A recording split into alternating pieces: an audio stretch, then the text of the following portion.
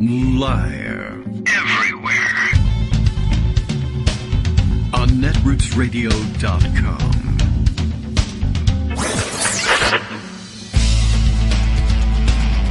David Waldman. Kagro. In the morning.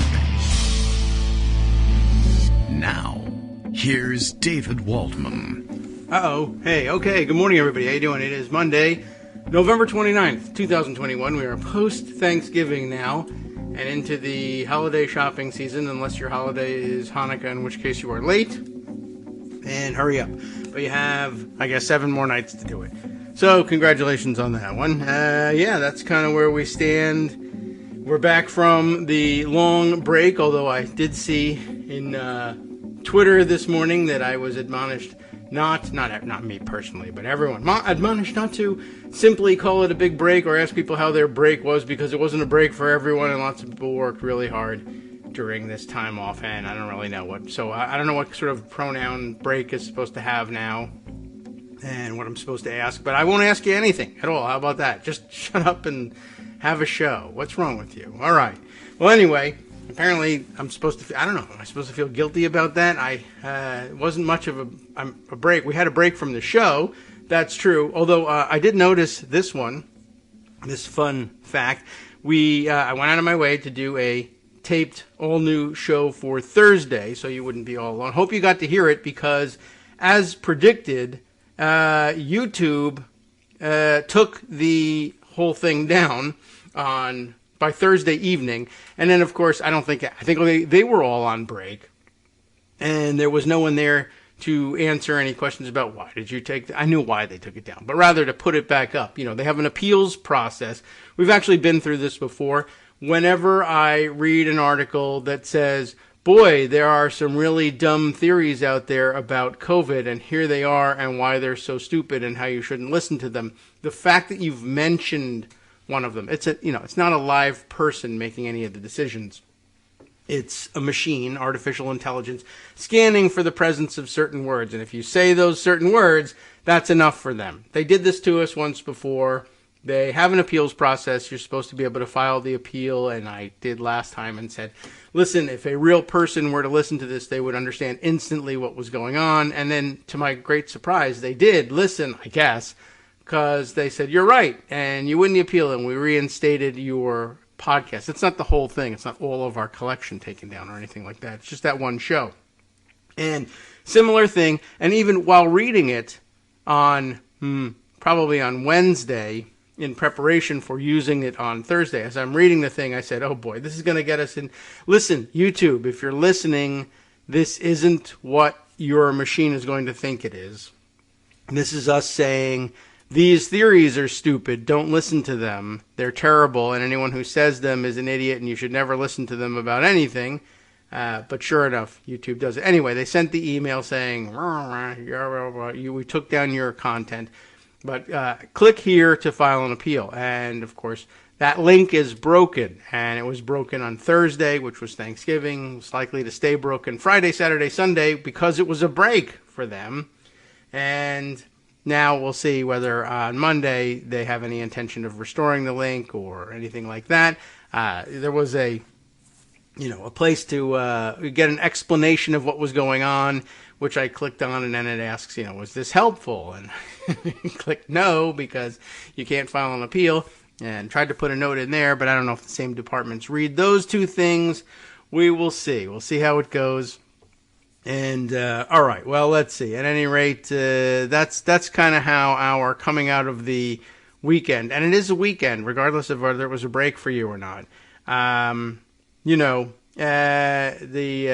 coming out of that, we'll see whether they've come back to that, or whether they just simply insist on leaving that one down there forever. And I don't know, maybe there's a phone number I can call and stay on hold for 3 to 4 days, and when I come back, you can ask me, how was your break? And I will say, it was not a break. Okay. So anyway, here we are. Greg reminds me that, let's see, others say, not everyone has a great time with family during the breaks. That's obviously true too. But then the answer to how was your break was crappy. My family sucks. So I don't know that that's really an explanation of why you're not. I don't know what you're supposed to ask people. how are the last couple of days for you? I mean, we're getting to the point where it's like, well, don't ask anybody how they are. Yeah, all right. I guess, it's easy. It's less social interaction. It's good for introverts, I suppose. But anyway, I don't know. Plenty to catch up on, and that's really not one of my major concerns for the moment. Just sort of throwing it out there. And so if I don't ask you how you are, or were, or might be in the future, you will know that the answer is I'm trying not to offend you. It's not that I don't care how your weekend was. It's that I'm not allowed to, I guess. How's that? All right. Well, anyway, good morning, Greg. You are fine. There you go. How's it going, crap for brains? Hope I didn't offend you. Exactly. Jeez. I don't know. I've never heard anybody say, don't ask people how their break was. What they really mean is don't ask me. Yeah, I guess so. That's really... that's pretty straightforward. You're right. You are correct. Given that, I'm not asking you. I am asking this other person, though. Yeah, all right. Well, but at least I'll have an idea. There has to be somebody I know. If it's somebody I don't know, I'm not asking. That's probably true too. I don't go around asking people on the street at random. How was your break? Well, I didn't have one. I worked. I work on retail. It was Black Friday. It was terrible. Inquiring minds want to know. I'm just going around with a microphone. This is the Daily Show. It's a man on the street. Oh, I can ask people in the diner. How were you after the election? How about that? Yeah. And then they'll all say, I voted for Trump and I'm angry or something. Oh, well then how was your Thanksgiving? Yeah. You getting any fights with your relatives? What could go wrong? I gave up my relatives, and that's a good thing, and you should print my opinion. I'm one of 20% who feel this way. Right. All right, sure. Oh, and they all died. Right. How was your break? Well, terrible. I died from... I got a new variant, and I might have died from that, but also I might not have because it's mild or isn't, or we don't know. Right. So let's talk about the Optimus Prime variant and all that sort of stuff. That's what we're going to do today. It was just sort of rolling out. Get the little pun there. It was just rolling out at our last show, and it's certainly worth mentioning a couple of things that I think are very much worth emphasizing. One of them, we talked about this last week, but in retrospect, even a more wonderful thread by Kai Kupperschmidt, who's an excellent German reporter and scientist who covers a lot of science stuff, but certainly has been covering the pandemic. And he had a whole tweet storm about this, but his first tweet summarizes, the pandemic has been all about communicating uncertainty, and it doesn't get more uncertain than early data on new variants. So it's still true, and that's what's going on here. Let me give you an example. The markets reacted poorly on Friday to the news that there was a new variant, even without knowing exactly what was going on, because there was speculation about there being a whole bunch of different mutations that could do this or could do that. And while it's clear and important and, perfectly reasonable to speculate about stuff, sure, let's do it. You have to keep in mind that whatever you say is going to be used in a political context because everything about COVID has been politicized, so you have to be really careful about how you do it, when you do it, or at least say, look, I'm saying this because of this, not because I expect you to use it the wrong way, Marjorie Taylor Greene. It's all important to just, keep up front. This is what we know and this is what we don't know. This is what the Bloomberg is saying. The markets today, U.S. futures and stocks in Europe rebounded with treasury yields as markets digested scenarios for the Omicron strain, which is what it's called now. Oh, strain. I like it. And the reason it's called the Omicron strain, the Andromeda strain, the reason it's called Omicron is because you couldn't use new, because new sounds too new. What's new? Right. So new. What's new? Yeah. You can't do that. And they didn't want to do Xi because it's a popular Chinese surname, and they have a policy at WHO who names these things to not stigmatize particular countries. Understood. So this is the Omicron strain, not the South African strain, which, by the way, was first identified in Botswana. Oh, well then. The German news is saying today. Okay. So, I don't know. Don't blame them. Do blame them. Don't blame them. The reason that South Africa is associated with the virus is because they have world-class science, and because of their 20% HIV epidemic that which is endemic at this point. Botswana as well, by the way, also has 20%. And that'll become important in terms of how this thing evolved, I think. We'll talk about that in a minute. But in any case, they're good at surveillance because they've put in the work. So they were the first to detect it, not because it necessarily emerged there, but because everyone else might have missed it. Yes. Yeah. Okay. The U.S. isn't looking, but they are. No wonder. Okay. Yeah, and that explains how all of a sudden they're also finding, you can try and turn off travel, but it's already everywhere, or at least in a lot of places. Well, the Omicron variant was identified in at least 17 countries, says Bloomberg today. So, South African health experts said it appeared to cause only mild symptoms, though it looks to be more transmissible. But the WHO said understanding its severity may take weeks and warned that it may fuel a fresh surge in infections. Of course it will. So what I'm saying is we don't know yet, and then let me tell you about how we don't know. All right. One way is not knowing. One way, so read my pundit roundup this morning. Okay. Which is excruciating is the title, but it doesn't help to speculate about Omicron. Darn. Okay. I start out with this piece from Jeffrey Barrett at The Guardian. Scientists sharing Omicron data were heroic. Let's ensure they don't regret it. These travel bans are ridiculous, but understandable.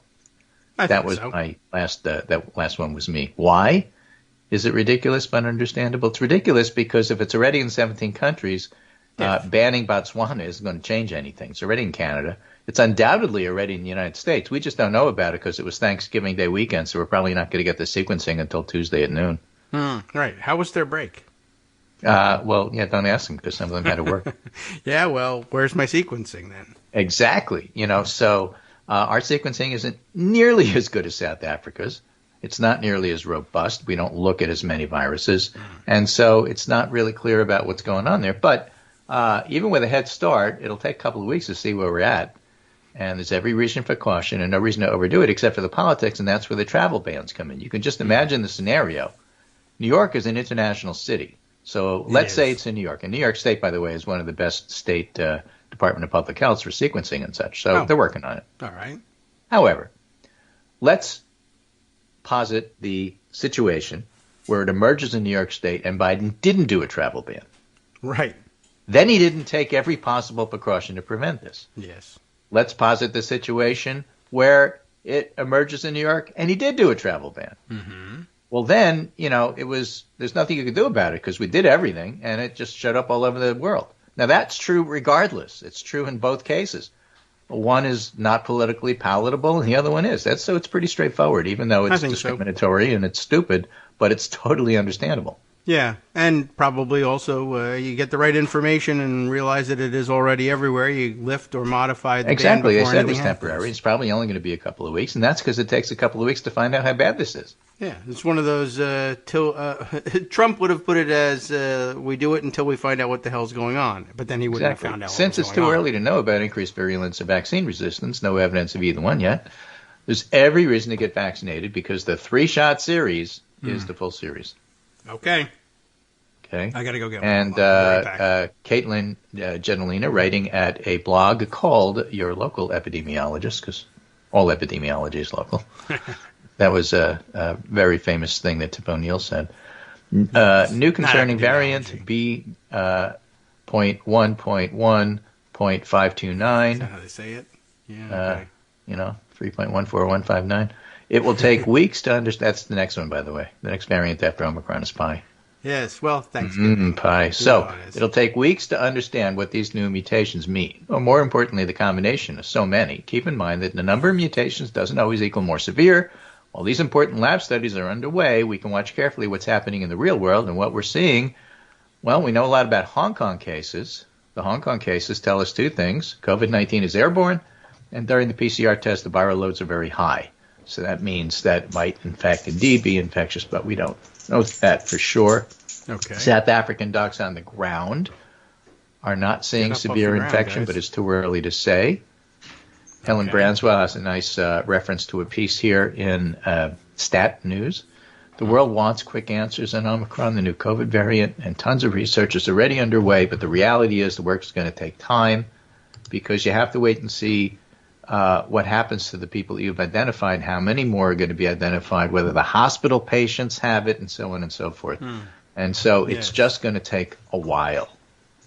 Okay. Now, other things happen. Wait. Like, it isn't just that South Africa, is identified as where the virus comes from, even though it's probably from Botswana, says the German news. If you've seen and see all the above, I wrote, every reputable expert says it's too soon to know, but that's because it's too soon to know. But our job is to convey the uncertainty. And here's an example. The Washington Post has a piece called Variants Haunt the World with Vaccine Imbalance Between Rich and Poor Nations. In an opinion piece in The Guardian, former British Prime Minister Gordon Brown, now an ambassador with the World Health Organization, took aim at the developed world for failing to deliver donated doses it promised. Despite the repeated warnings of health leaders, our failure to put vaccines in the arms of people in the developing world is now coming back to haunt us, he wrote. Oh? Now, you know what the problem with that is? Not true? It's true, but not true. Okay. Then I got it, but didn't. It's true that we need to do a better job in getting vaccine to the rest of the world, because until everybody's vaccinated, we're not protected. Until everybody's protected, we're not protected. On the other hand, Eve Fairbanks writes, hi, from South Africa, birthplace of your newest COVID variant. I see hot takes that South Africa's problem is we don't have enough nice American vaccines. We do not have a problem with vaccine supply. We're turning away vaccine shipments. Oh. Our problem is fear of vaccines. Same as you. Thanks for importing that. Oh. Well, endless supply.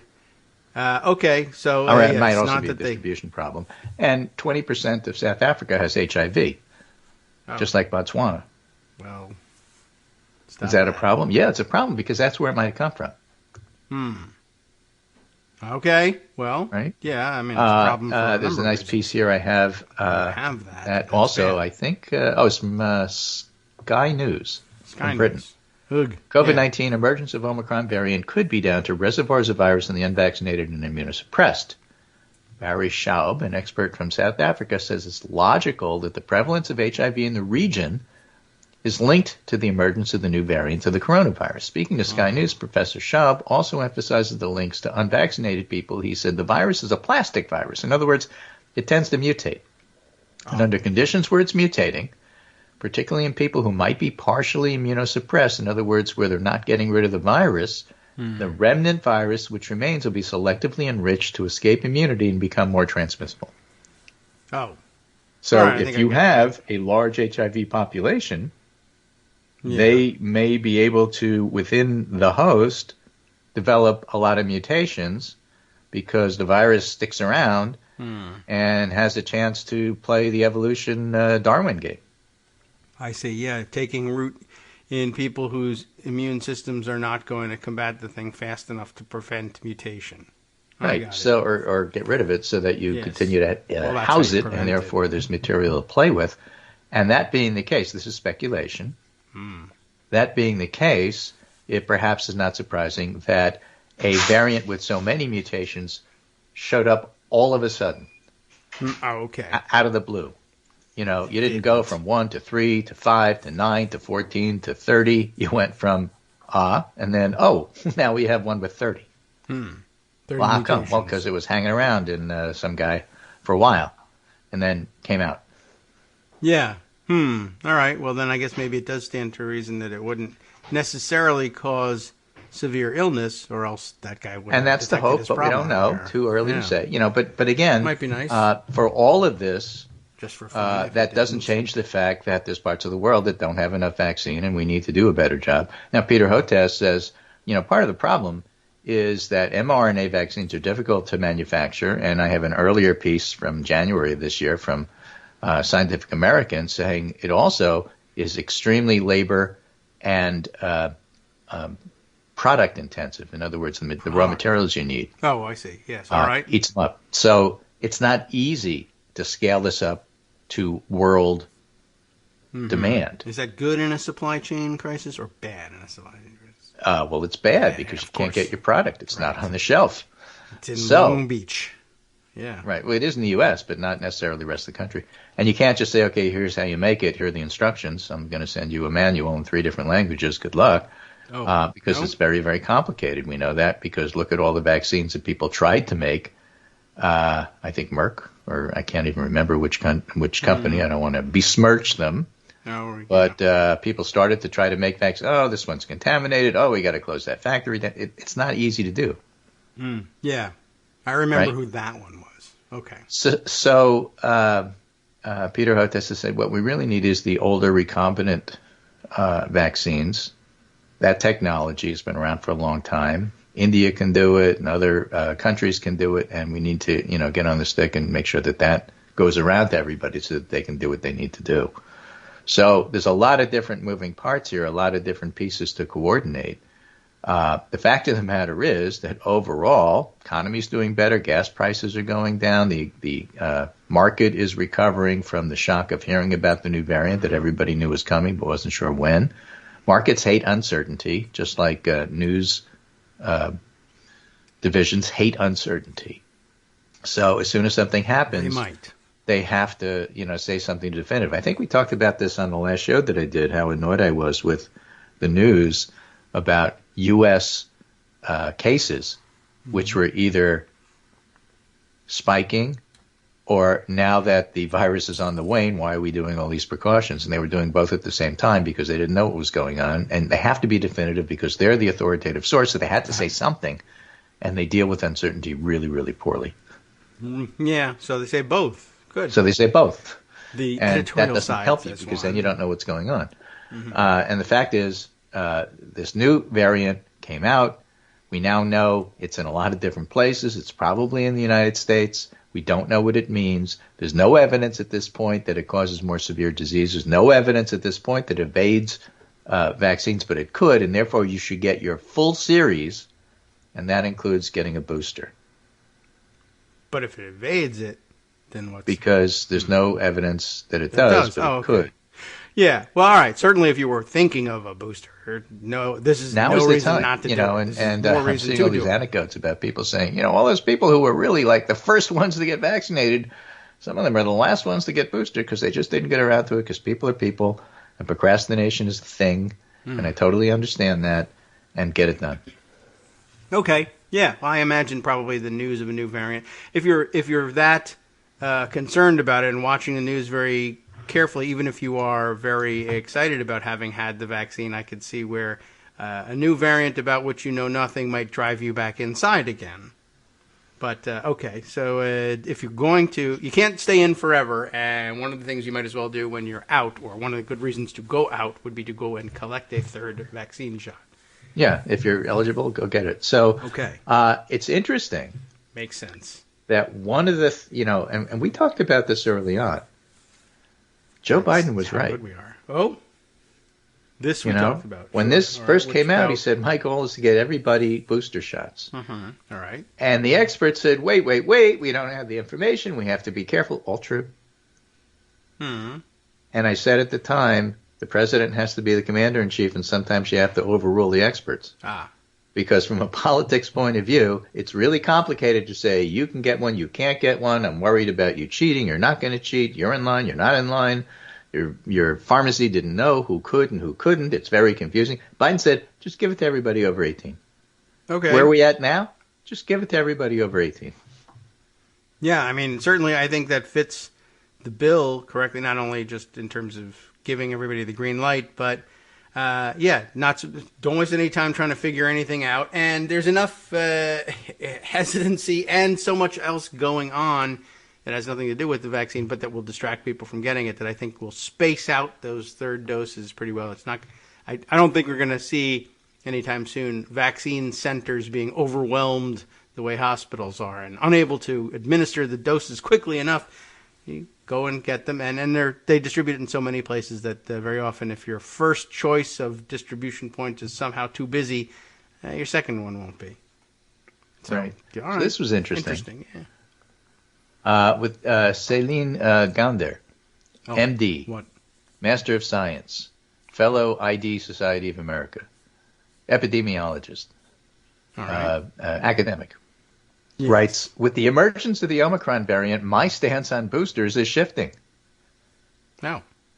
If Omicron is truly immune evading, we can likely overcome that immune evasion with boosters, similar to what was seen with Beta. Okay, I hope so. Okay. Boosters would buy us time to develop a second-generation COVID vaccine specific for Omicron if it's an issue.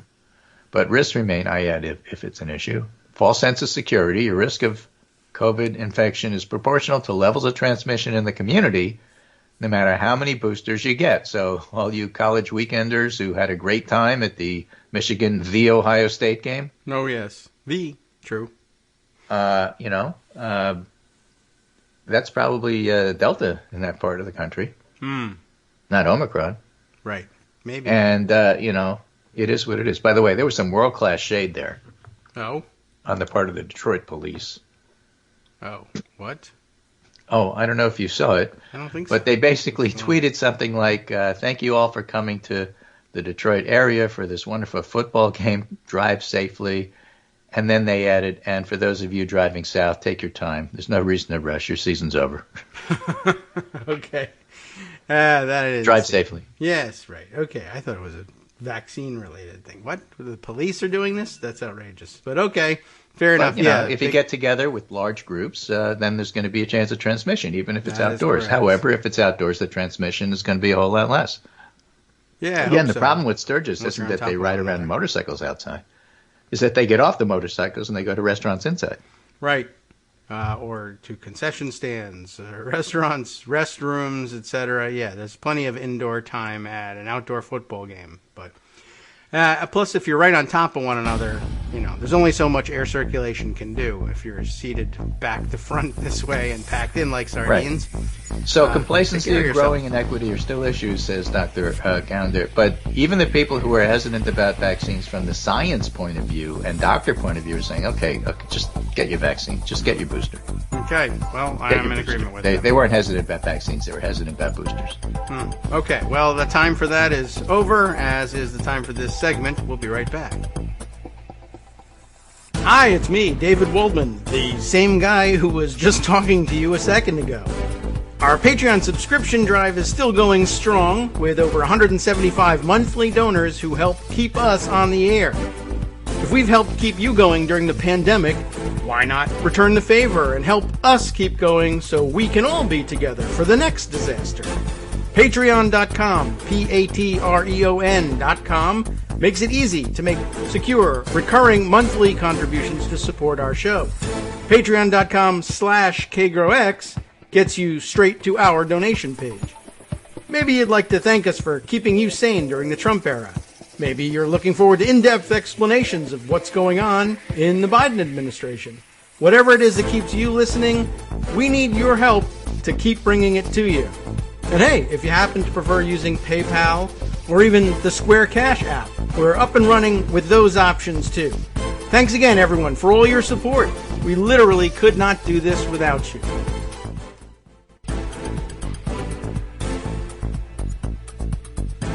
All right, welcome back now to the Kagro in the Morning Show here on Netroots Radio. Greg Dworkin's still with us. I had just asked, and I missed the initial reference to it. I just figured it was you were kidding. But the next Greek letter is after Omicron is, in fact, pi.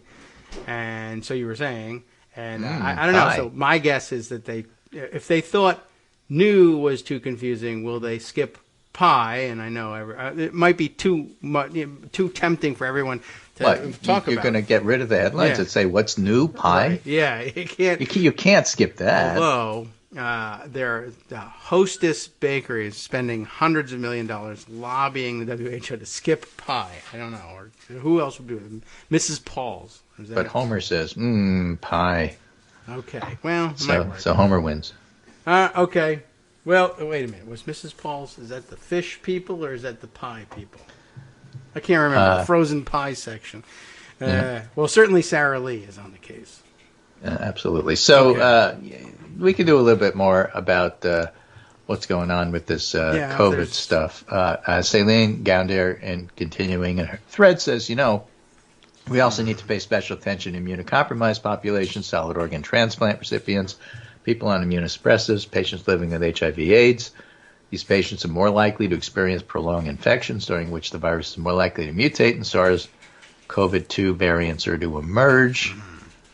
Highly immunocompromised persons should be considered a high priority for vaccine boosters, monoclonal antibodies, combination antivirals, not yet available, but when they are, they should happen. All right, fair enough. And, again, you can't simplify it into, those that have boosters and those that don't. For right now, from a practical point of view, in the U.S., we have them, so go get them. Okay.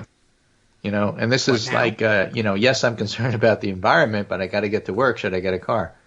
Oh. Yes. What kind? Yes. What you can afford, what you have.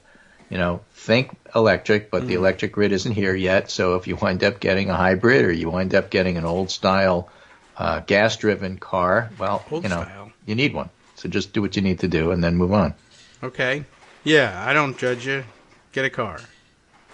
I mean, I guess I am judging if I say get a car. But okay.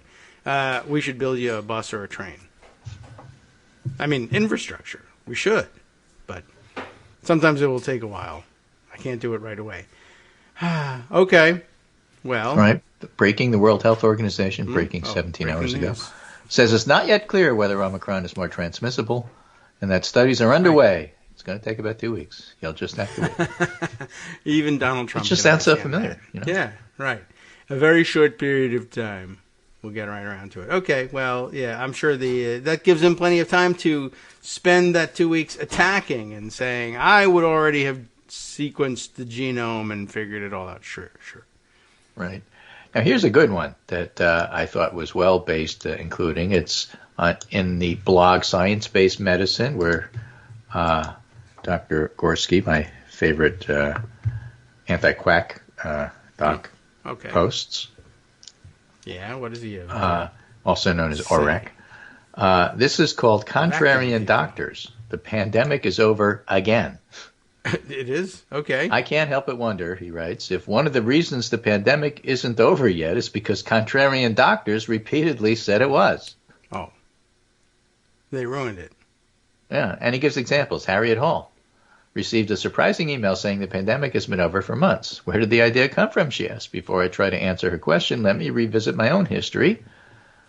This is, again, Jonathan Howard writing.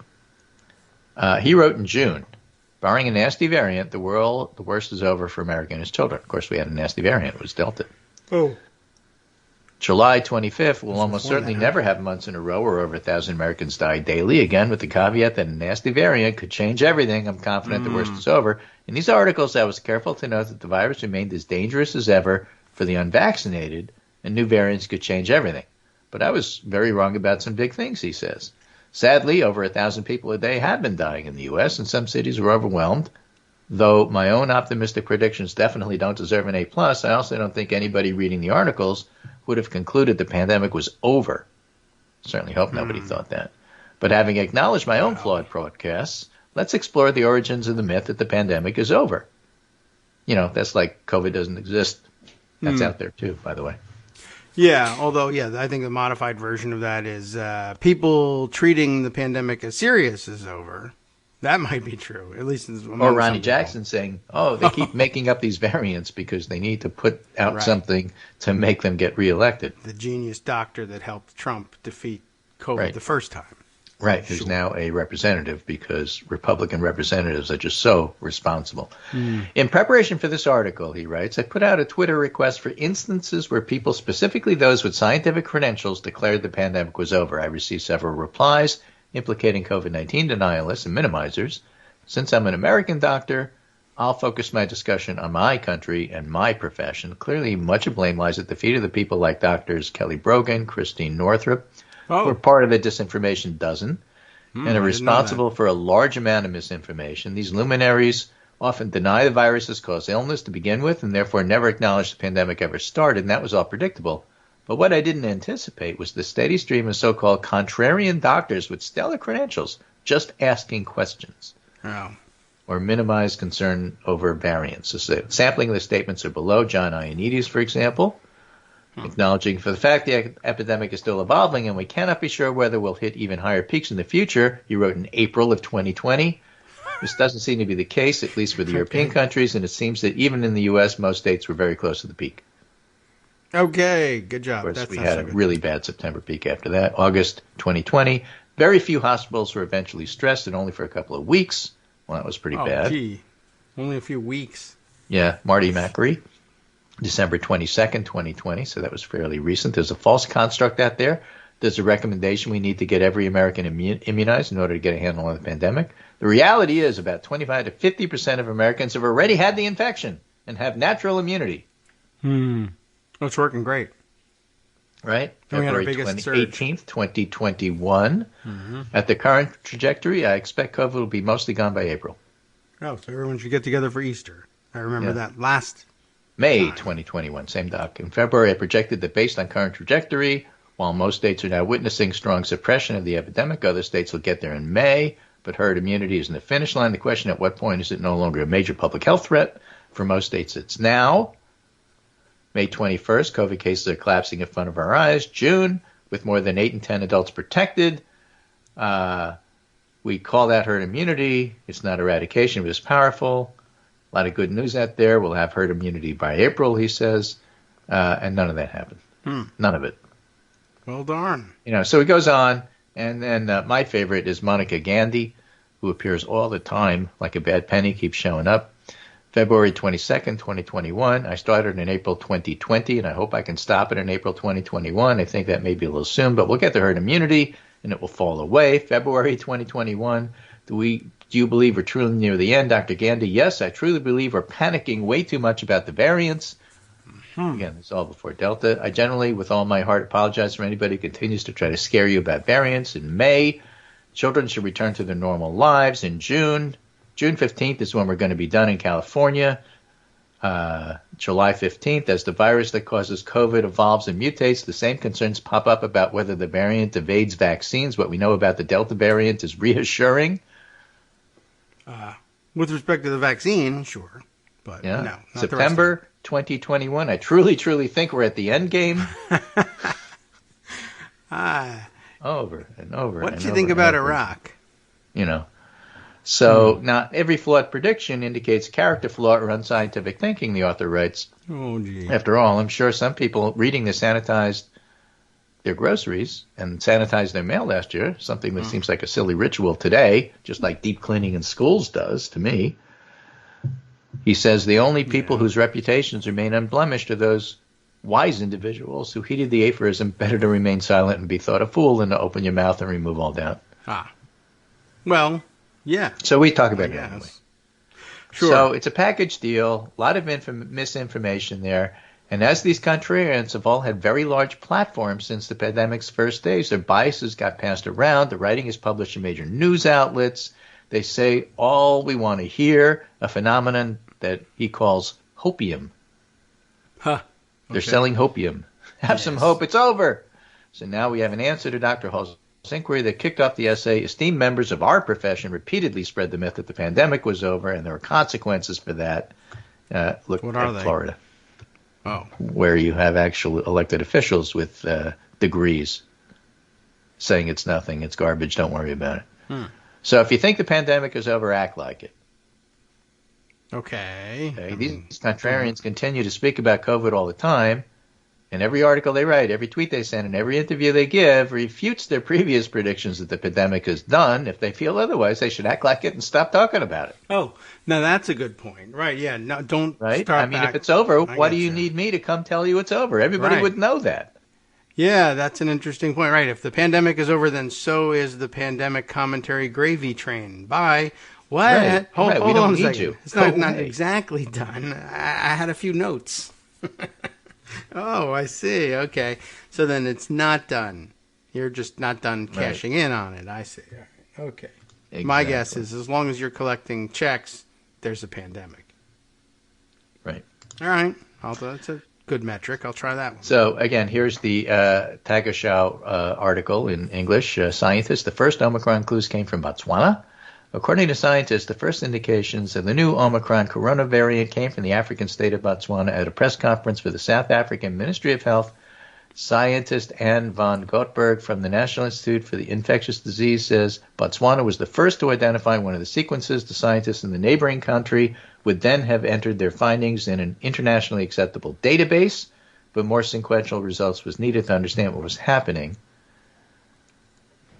And meanwhile, just forget about the variants and just think about Delta and the other coronaviruses. 72,000 known corona cases among German students right now.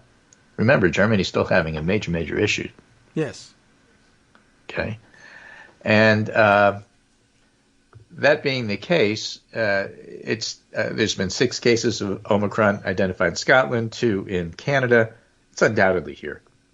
BioNTech, which is a German-based company, is working on the development of adapted vaccine. They expect to be able to get something out within 90 days.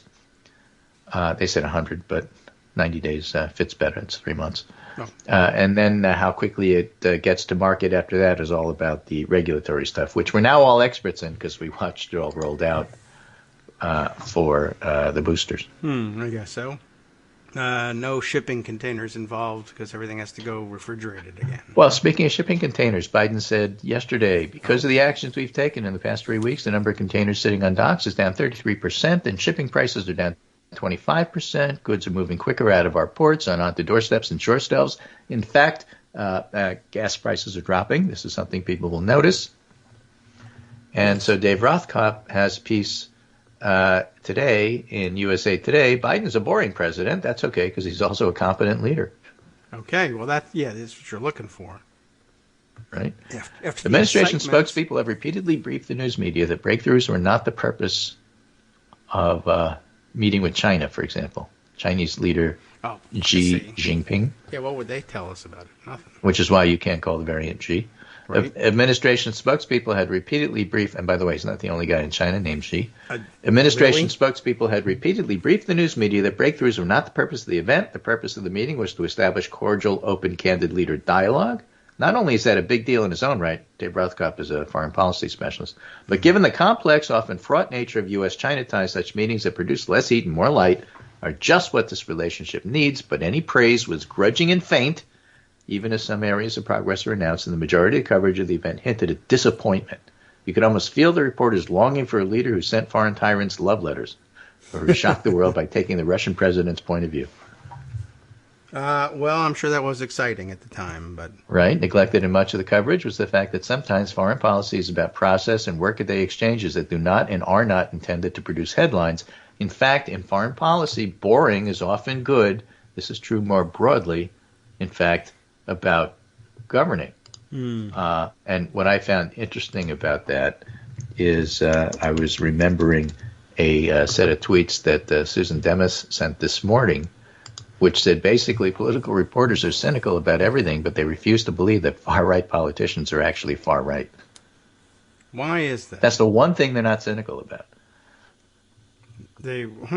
Okay. This was in a reference to a Greg Storr piece, or tweet at least, from Bloomberg News Supreme Court reporter Greg Storr. Brett Kavanaugh and Amy Coney Barrett sidestepped questions about Roe v. Wade in their Senate confirmation testimony. Abortion rights advocates are now bracing to hear the answers.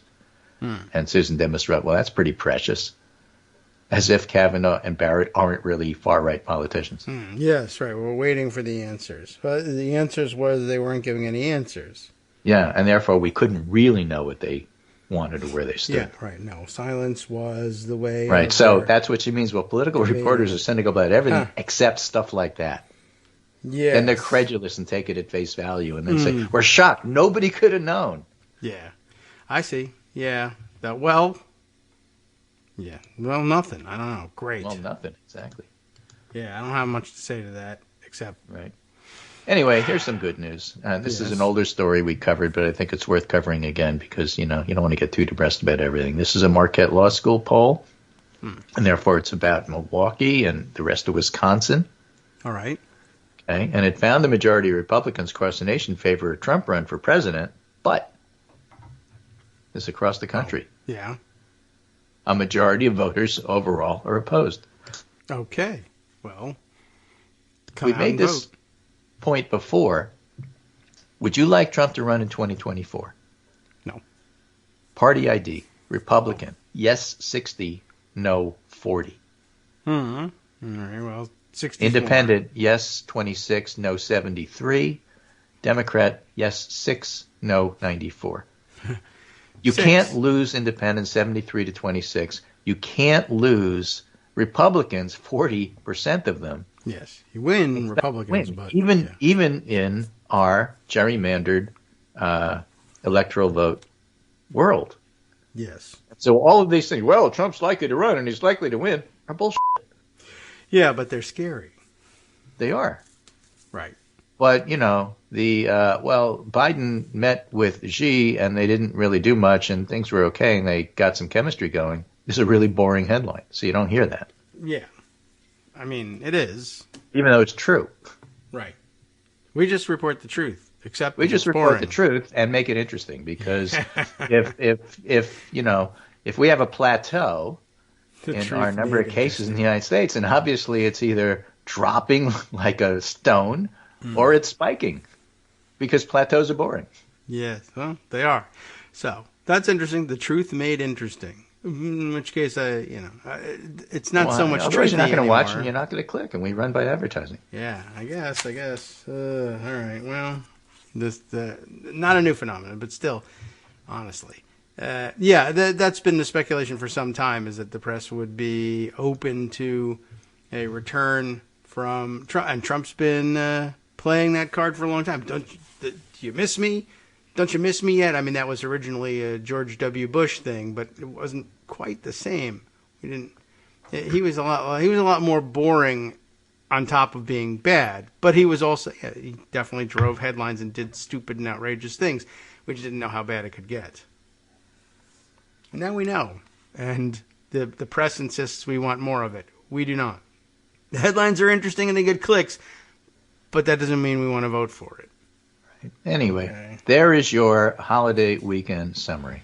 Okay, right. That's what happened. Okay, so now if you were open to being asked how your break was, we now know how the news was, and now we can only ask how you here's another good piece of news. This is Harry Anton writing. Republicans who prefer non-conservative media, that is to say not Fox, not Newsmax, not OANN. I see. All right.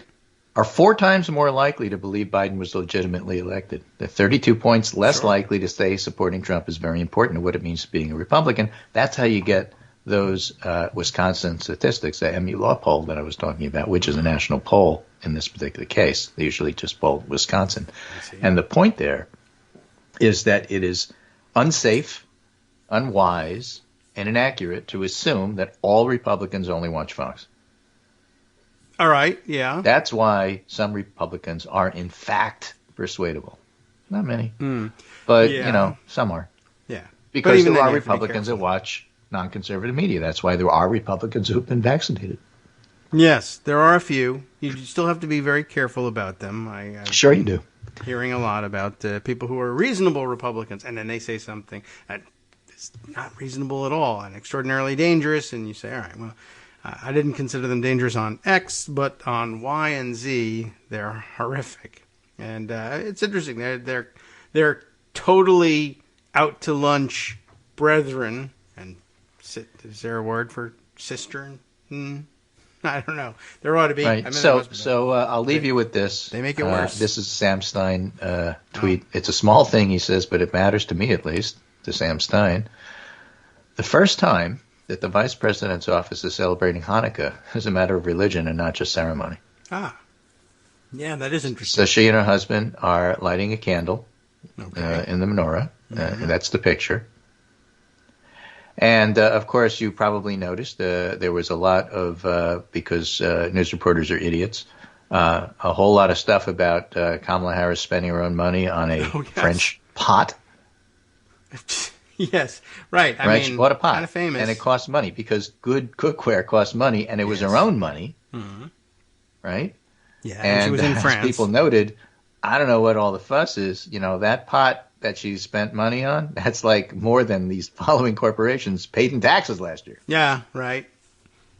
Well, I guess that's supposed to make it sound like she was living high on the hog. And, I mean, it was an expensive pot. Do you know where she bought it? When was the last time you bought a pot? Yeah, right. If you do cooking, you buy a that's good what they one, cost. Yeah. Well, yeah, and if you do enough cooking that you care about the quality of your pots, when you will notice. That's a good question. When was the last time you bought one? Well, me, not very. It's been a long time because the ones I bought were good. What does your average long gun cost? Ah, yes, more than a Le Creuset, as a matter of fact. That's true, and in fact, pistols probably out. Regular people don't spend money on stuff like that. Well, I have 19 guns, right? But you bought a good pot? How dare you? And by the way, when was the last time I bought a pot? Probably not for a long time. And the reason is, they last forever if you buy a good one, right? Or if you're lucky enough and get them for things like wedding presents, or hand-me-downs. 25 years old from family. Yeah, right, because they last too. Yeah, pretty good. All right, so she bought a niit's pot. I got a cast iron skillet I love from college. It's just that as I'm getting older, it's getting a little heavy. Yeah, right. Well, that's a problem. It lasts forever, but my arthritis, it's killing me. Yeah, exactly. Yeah. Well, pass it down, right? And your kids will take it, and they'll get arthritis as well, and keep it going. But it will last. It will be there. And I don't know. I found that pretty incredible. But it was very Fox-like, as if. By the way, we should go back on the tapes. Where's Andrew, Krasinski? We need him to look this up. He's got the video on this. When early in the pandemic, all the Fox and Friends people were zooming in and for work and broadcasting from their kitchens. Scan it for granite countertops and Le Creuset. I bet you will come up with them. As a matter of fact, I did see something over the weekend. Marjorie Taylor Greene tweeting out pictures of her cooking her Thanksgiving turkey. Very homey and nice and whatnot. I noticed on the counter behind her a Keurig coffee machine, and I thought they smashed them all because something liberals, and we hate them. Right. I will leave you with, this has been making the rounds, video of Nancy Mace's differing vaccine remarks on Fox News and CNN. That's who I had in mind when I was worried about the reasonable Republicans. Right. Well, again, just goes to show, if you only watch Fox News, you think one thing. But if you happen to watch both Fox News and CNN, then you'll get a different situation altogether. Okay.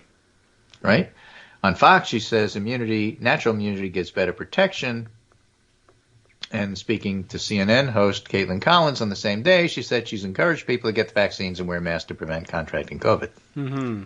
I've been a proponent of vaccinations and wearing masks when we need it. We had the Delta variant raging in South Carolina. I wrote an op-ed to my community, and I work with our State Department of Health. And why are you talking about natural immunity? Right. Not only did she say natural immunity was better, she said, I've seen a study that says it's 27 times more effective than the vaccine, which is pretty specific anti-vaccine nonsense and garbage. And so, and I'm reassured. Well, on some other things, she's actually quite moderate. No, actually, on most things, she's been just like this. She's actually quite annoying. Not that people are, fooled by, well, maybe this particular Republican is okay. If you're a Republican, you think so. And if you're a Democratic voter, you say, well, she's not Donald Trump, but I don't want her. But, yeah, she's that's pretty specific and pretty crazy, and it's hurting people. And it's happening while she's protected, which is extremely annoying. I'm vaccinated, but the rest of you want to be told to stay unvaccinated, and gee whiz, it's rampaging through my state. Yeah, right. And after that, you need a palate cleanser. So I'm sending you a little tweet of Joe Biden talking to a little girl about her stutter and then inviting her to the White House, and she just beams because that's Joe Biden. Yeah. And with that, that's me for today, and I'll be back on Wednesday. I'm sure stuff will happen between now and then, but at least everybody's caught up with the Optimus Prime variant and what happens next to the universe. So roll it all out and just stay ahead of everything. Okay, will do. I've seen the tweet. It's a nice video. Okay, everyone can have a little pick-me-up during the break and take a look at it. Right, Scott Anderson can put that in your summary when the time comes. Right. And I'll talk to you on Wednesday. Okay, very good. We'll do that and enjoy your break. Yeah, I'd ask you how you are, but I don't want to offend you. Right. Well, we know what you're going to be doing. So say hi to the birds and to Abby for us. And all right, catch up with you on Wednesday. And for now, we got to figure out what to do with the rest of the show. That's your problem, not my problem. Take care, and I'll talk to you Wednesday. Okay. Well, there's plenty to look at, and let's see. For one thing, Dave R. Chiming in with another contribution having to do with Mike Flynn. So let's take a look at this here. Just kind of curious. As and it's coming in email, but it's extremely long title to the email, so it must be leading to something. Former National Security Advisor and mid-length enthusiast. He's a surfer. Mid-length enthusiast Michael Flynn, notorious spy, of course, repurposes most popular surf term to describe QAnon subscribers. I have always believed it was a disinformation campaign to make people look like a bunch of kooks. Huh. That seems interesting. Yeah, I guess he's now trying to, I don't know, what, disavow QAnon and the QAnon conspiracy, even though he's bought in 100%. That's pretty nervy of him. What is this? So this comes from beachgrit.com, which I guess is a surf scene magazine, ultra hard surf. What does this say? Ultra hard surf candy. I got no idea. That only makes sense, I guess, to surfers. But this is interesting. What is this here? Chaz Smith, who sounds like a surfer guy, writes, as an applied linguist, I am perpetually aware of words and how they're being used, how meaning shifts, and so when former National Security Advisor of the United States of America and known mid-length enthusiast, as though that were important, but it is to them, all news being local and personal, I guess, Michael Flynn described subscribers of the popular QAnon theory as kooks. I was all ears. You, as a grump local, are certainly aware of the kook, the uninformed male, female, non-gendered surfer, oh, they got them all there, that does not appropriately roll with our complex but not difficult to understand code of conduct. I was out today, for example, with a heap of surf-hatted folk on surf-tractioned soft tops, oh my goodness, trying to go right on lefts. Kooks.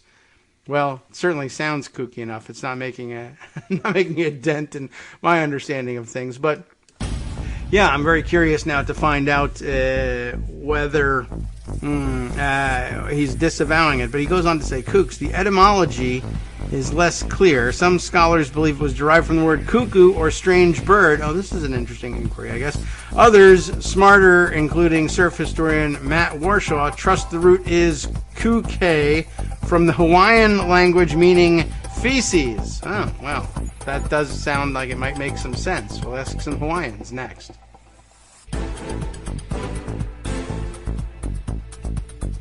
All right, welcome back now to the Kagro in the Morning Show here on Netroots Radio. Just taking a quick 1-minute break. Can't shake the curiosity about what the connection is and what surfers have to say about Mike Flynn. I don't know. It's a pretty short article, so we'll just continue on with it. So he's both interested in the etymology of the word kook and what the hell Flynn is actually doing. That's the more interesting of the two things, I think, for us. In either case, we continue here with Chaz Smith doing the writing in Beach Grit. In either case, Flynn recently dropped it, the word kook, in a recorded telephone conversation with popular, believe it or not, I think that sounds like the wrong word for it, popular former President Donald J. Trump lawyer Lynn Wood. I don't know who's supposed to be popular in this, but neither of them are, although it is popular with me that he's an ex-president. That's true. All right. So let's see. A recorded phone conversation with Lynn Wood, not involving Donald Trump. Flynn and Wood, I guess, are speaking here. And who says what? Flynn says, I always believe, like present tense, I think he meant believed, that QAnon was a disinformation campaign to make people look like a bunch of kooks. The whole business is worth reading, he says, linking to the Rolling Stone, latest Rolling Stone article about it, and I'll open it up. I think I might have parked that in Pocket as well, but it's a long thing, and I don't know whether it's subscription blocked or not, but yeah, it is. But the headline of that one, yeah, I see what you mean. Bunch of kooks. Oh my goodness. All right. So many pop-ups. A bunch of kooks. Michael Flynn described QAnon as a disinformation campaign in a recorded call. There's some very weird new developments in Q-MAGA world that are being described as a sort of internal struggle and civil war of sorts among them. We can catch up on on what that's about with some of the other articles I put aside. But yeah, I mean, that's pretty unconvincing. Let me finish up what Chaz has to say here. The whole business is worth reading, but more importantly, the rise of the kook. They are everywhere these days. The CIA's fault? From what I witnessed today, it would make too very much sense. Many surf hats, tinfoil adjacent. More as the story develops. I'm not certain that Chaz is any less kooky than the rest of them, but perhaps in a different way. Yeah, they seem to be having some internal battles, this group of weirdos that has coalesced in, in Kraken lawsuits and trying to, and for a while, you might recall, from Thursday's show, the pre-tape show, coalescing around the Kyle Rittenhouse defense as well, and in and out and breaking up and being fired and all sorts of recombinations. But I guess fighting among themselves. It's just too ridiculous to take Flynn at his word for anything. But you may also remember Flynn circulating videos of himself taking reciting the QAnon version of the Pledge of Allegiance, right? Remember the one where he was saying that him and his family, like standing around a campfire or something, doing the pledge, the Pledge of Allegiance to the flag, and then ending it with the "Where we go one, we go all" QAnon, whatchamacallit, motto, watchword. I don't know what they would call it, but yeah. Oh, it's a disinformation campaign in which I participated willingly for years and continue to circulate the same. I mean, I guess it's possible now to say I believe in these same conspiracy theories, but not because Q tells me to. But I mean, there's no explaining to a normal person the inclusion of the little Q tagline there at the end of the Pledge of Allegiance. No explaining using it in any situation, much less at the end of the Pledge of Allegiance. But except, these people are capable of explaining to themselves by saying, well, yeah, it is a disinformation campaign. And I was acting as a double agent. I was trying to make them think I was on their side so that they would give me inside information that I could use to undermine them later, which is what I'm doing now. Sure, okay, why not? Yeah, we all believe you. You're very good. Good boy. I don't know. Seems pretty crazy. Let's see. Oh, and here's another piece here. Dave sends. What's this one? From The Guardian, which is, admittedly a better source, I think, than Beach Grit, but that was an interesting place to be. It sent me to sort of a general Google News page instead. Is that what I'm supposed to be looking at here? Okay. Well, there's a whole wide selection of QAnon disavowal coverage. The Guardian saying Michael Flynn appears to have called QAnon total nonsense despite his links. The Daily Beast going with QAnon hero Michael Flynn secretly said QAnon is total nonsense. Then we got the Beach Grit one. Then The Independent writing Michael Flynn heard admitting QAnon is nonsense in Linwood audio. So now it's a good question. Is it Mike Flynn doing this for a reason, trying to spread the word that he thinks it's nonsense, or is it Linwood trying to discredit Mike Flynn among QAnon true believers by circulating this audio of him allegedly saying that he no longer believes in QAnon? All right, so I guess these are alternative sources for the same news that we don't have to go to the paywalled Rolling Stone. Is that what's going on? Let's start with the Daily Beast because, familiar. Who's writing? Will Sommer, also familiar. QAnon hero Michael Flynn secretly said QAnon is, quote, total nonsense. Lynn Wood released a recording of a call in which Flynn says QAnon is a CIA-created disinformation campaign, which is as good as saying I totally believe QAnon at this point. Let's see. Former Trump National Security Advisor Michael Flynn, you know who he is, but every once in a while you just have to remind yourself that was the case. This guy is a total lunatic, and he was almost he was almost national security advisor to the president for long enough to have made a difference. That's the scary thing, I guess, that we're all worried about. Well, he has, embraced his position as a hero to QAnon conspiracy theorists. He took the QAnon oath. That was the video, I think, that's the oath. They didn't write their own oath. They just said, I pledge allegiance to the flag of the United States of America, blah, blah, blah, QAnon. Oh, that's our new oath. Not a very creative oath. He took the QAnon oath, sold QAnon t-shirts, and even auctioned off the QAnon quilt. He appeared at a QAnon convention and signed books with a QAnon slogan. Some QAnon followers even believe that Flynn is Q, the mysterious figure behind QAnon. That's saleable, I think. But a recording released late Saturday night over the break. How was your break? I listened to a recording from Lynn Wood talking to Mike Flynn. Well, you should jump off a cliff now, I guess. But a recording released late Saturday night by a one-time Flynn ally suggests that the retired three-star general privately believes QAnon to be total nonsense. Maybe, maybe not. On Saturday night, pro-Trump lawyer and QAnon booster Lynn Wood released a recording of what purports to be a phone call between Wood and Flynn on Telegram. The audio's publication comes amid a right-wing civil war, there's the term, pitting Wood against one-time allies like Flynn and other figures involved in the 2020 attempt to overturn the election. In the call, Wood complains to Flynn that his QAnon supporters had attacked Wood online. Wood complains to Flynn that Flynn's QAnon supporters maybe had attacked Wood online, but Flynn attempts to disown QAnon, claiming it's a disinformation campaign created by the CIA. Sure. I think it's a disinformation campaign, Flynn said on the call. That follows. I think it's a disinformation campaign that the CIA has created. That's what I believe. Now, I don't know that for a fact, but that's what I think it is. I think it is a disinformation campaign. That's a lot of nothing in 3 sentences. Okay, I got you. The first summary of it was fine.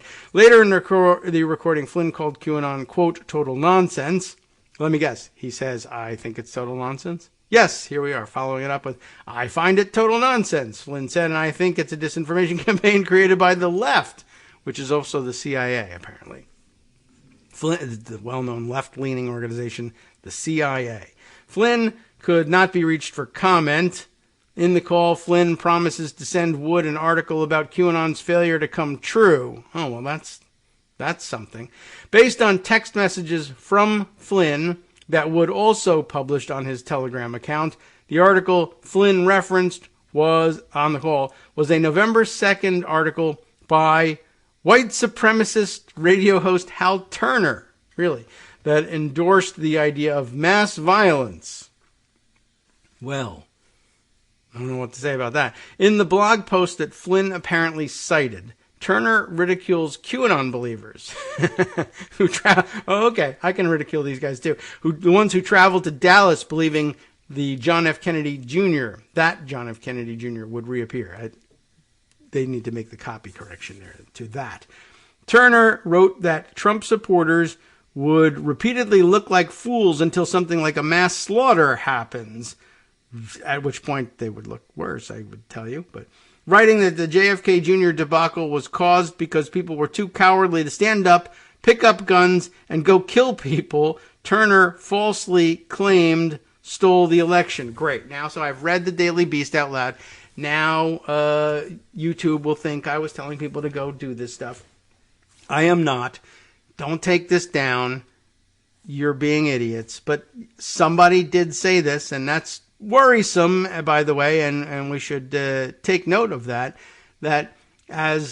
don't get too excited, I guess, about the QAnon conspiracy ranks falling apart, because what's coming from it is people like this saying people who do stupid but I guess ostensibly harmless things like go to Dallas to wait for JFK Jr. to reappear are wasting their time, and what they really ought to be doing is murdering people, which sounds like terrible advice.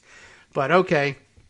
So for Flynn to say, well, I don't believe QAnon anymore, or I never believed it ever, I think it's a disinformation campaign. It's apparently that's code for I think you should be out doing murders instead. So that's not actually better. It's not a good thing. It's not a sign that he's coming to his senses. Don't take it that way. Flynn's private disavowal of QAnon would mark a blow to the conspiracy theory movement, maybe, which claims the world is run by a cabal of cannibal pedophiles that can only be defeated by Trump world stars like Flynn. In May, Flynn was feted as a hero at a QAnon convention in Dallas, not the JFK Jr. one, but another one, in Dallas, where he endorsed the idea of Myanmar-style coup in the United States. Well, there's the murders. Wood's publication of the audio comes as part of a growing feud between Wood and Flynn and other figures active in the attempt to overturn the 2020 election. The fight kicked off last week when recently acquitted Kenosha shooting defendant Kyle Rittenhouse, a former Wood client, though thankfully we have a little bit of context for how that came to be and how ineffective that relationship was and how short-lived.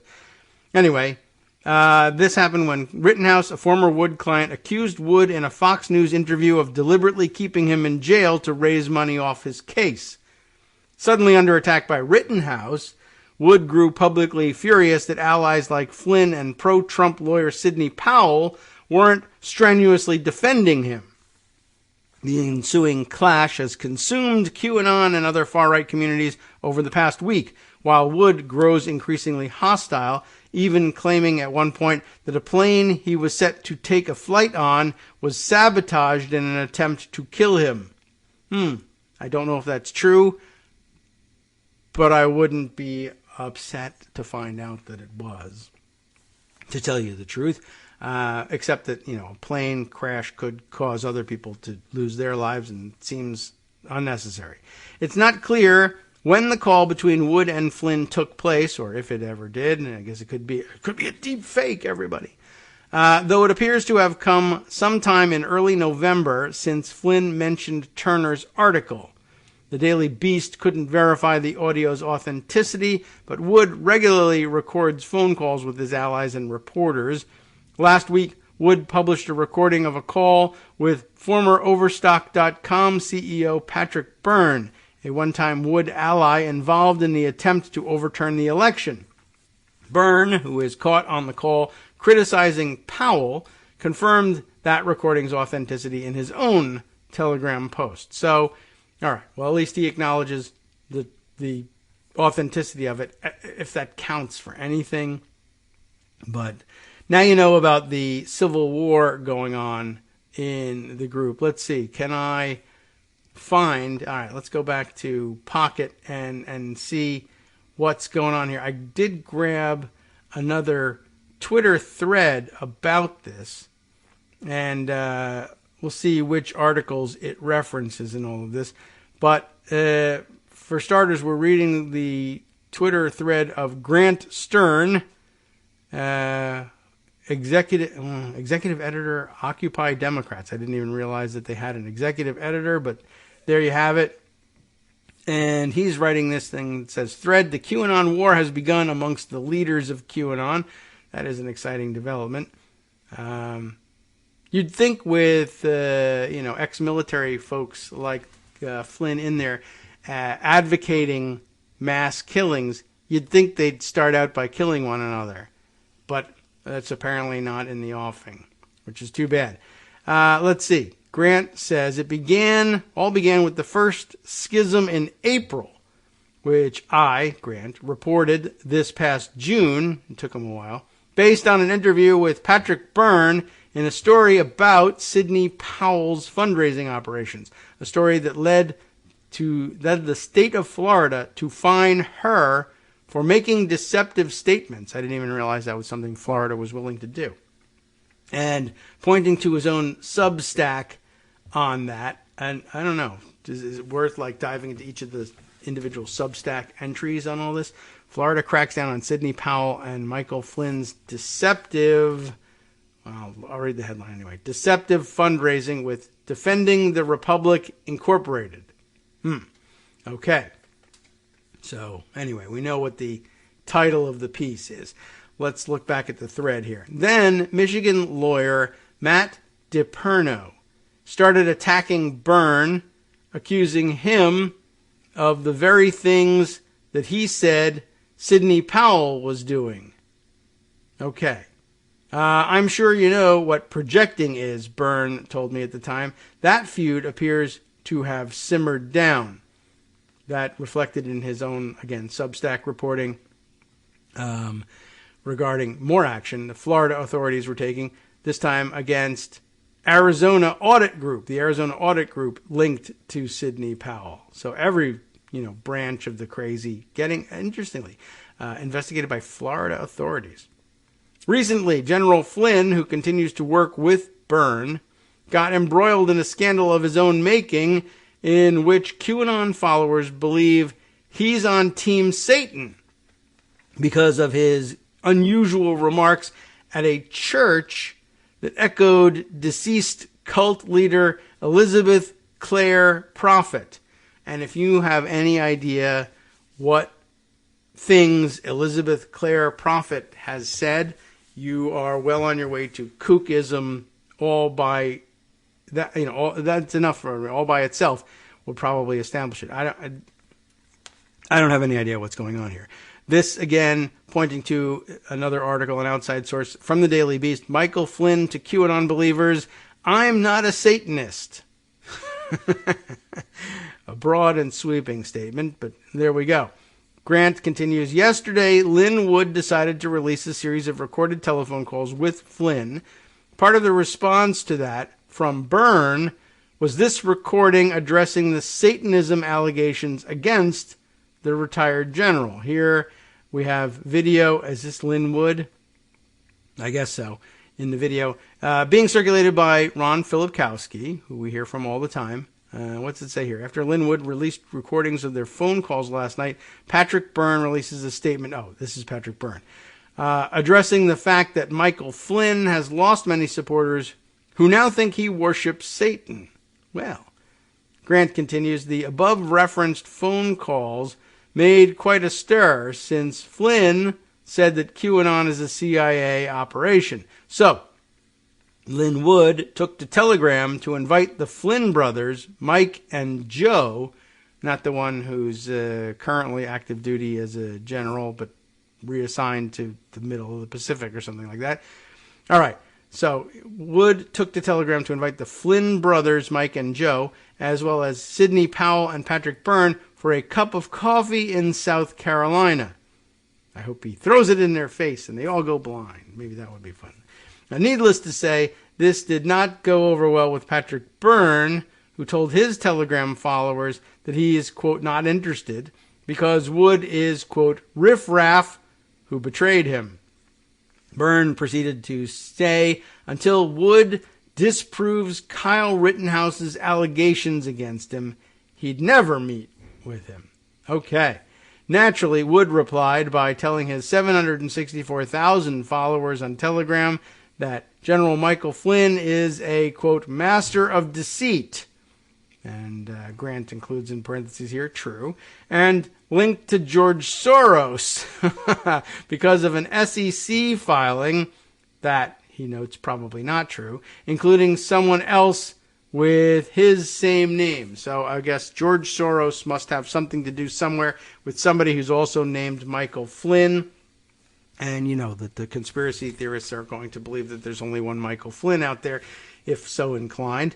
Byrne responded by strongly insinuating, with some facts that would back it up, that Lynn Wood may have violated his right to the attorney-client privilege by taping him and releasing the contents. Okay, I'm not going to chase that down. Flynn's Telegram channel hasn't addressed the controversies. Sidney Powell hasn't addressed the controversy directly, instead posting this Rudyard Kipling poem, which starts, if you can keep your head when all about you are losing theirs and blaming it on you. Okay. Not very telling, but whatever. She thinks she's being clever. This morning, and that was yesterday, the Daily Beast's Will Sommer, we just read through that, reported out the tape in which Michael Flynn surreptitiously, he thought, said he now believes that QAnon is a CIA disinformation campaign created by people on the left and total nonsense, but he pledged allegiance to it. The tape is available and linked in this thread, and then a link back to his newsletter about it. Is this where he first started? It's the same illustrative picture, but yeah, maybe I don't know whether the Substack article that results from this is anything more than a longer exposition of the thread we just read through. Yeah, I mean, it looks like it's just a differently ordered retelling of the same story. So I guess that means we're up to date on what the kooks are doing to one another these days. And I think it's good to know. Let's see. Other items that we have for discussion. Oh, we should have saved this one for later. Well, I'll have to save it so until we get a source that I can read on. But I guess teaser maybe for Wednesday, and we'll see whether Greg is interested in discussing this one. Sounded interesting, but the source here is Haaretz, the Israeli newspaper, to which I do not subscribe. And so therefore I think the article won't be available. But Shibli Telhami, a professor at the University of Maryland, apparently, and a close watcher of Israeli politics, I guess, says Israeli officials finally tell the truth about Trump's Iran policy. This is his tweet from over the weekend on Saturday. And guess what? You'll never guess what the truth of Trump's Iran policy was. It was all a big lie. How do you like that? It's probably the first big lie that Donald Trump has ever told. It was all a big lie. The overall strategy ended in failure. Iran was closer to nuclear military capability on the day he left office than it was when he first entered the White House, which, as a quote, it's damning enough, I guess, if you're the sort of person who believed that, and you're still open to reason, the type of person who believed that Donald Trump was going to help in the situation, by which we define helping as setting the Iranians back in their quest for military nuclear technology. But nobody ever believed that Trump was going to be capable of doing that. But he didn't, I don't know what the lie is. He was incapable of doing anything, and they lied that he was capable. I mean, I'm not certain what the lie is here, except, I don't know. We'll have to see what the Haaretz article has to say. It could be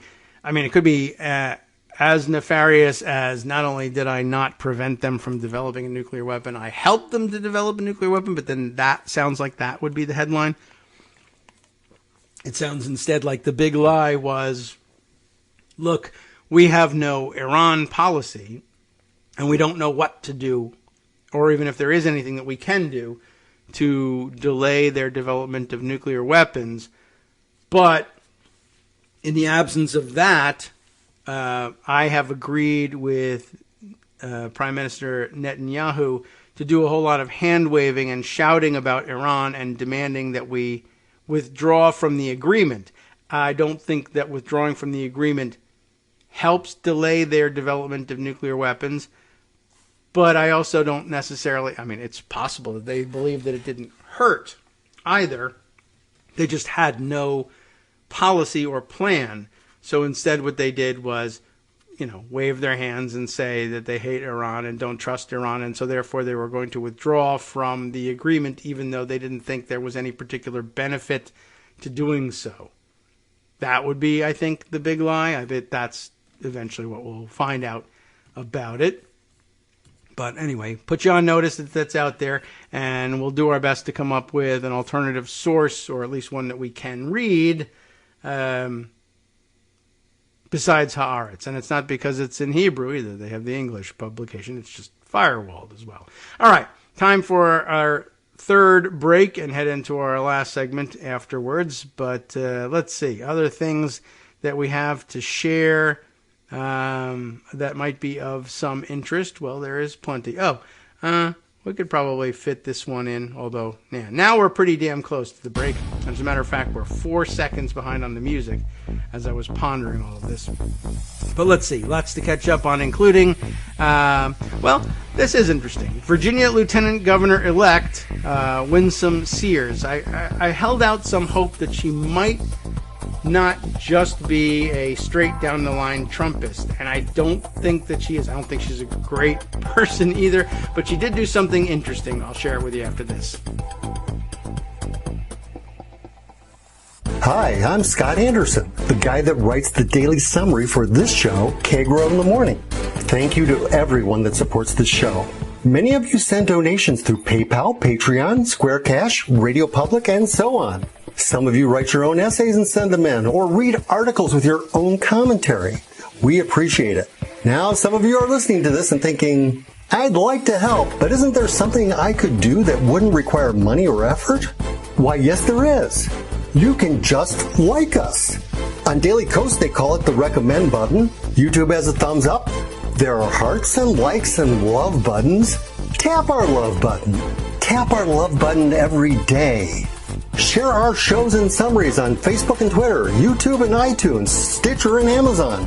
Most of these places allow you to write a review, so a sentence or two would be great.